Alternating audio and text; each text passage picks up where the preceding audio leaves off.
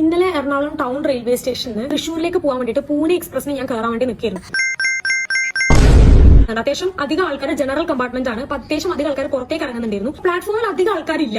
വല്ലാതെ ഒരു ഭയങ്കര ജനസംഖ്യയോ അല്ലെങ്കിൽ ഒരുപാട് ആൾക്കാർ തിക്കിനിറങ്ങി തിക്കിനിറങ്ങി ഒക്കെ ശരി, ബാക്കി പറയും കഥകളൊക്കെ പിന്നെ.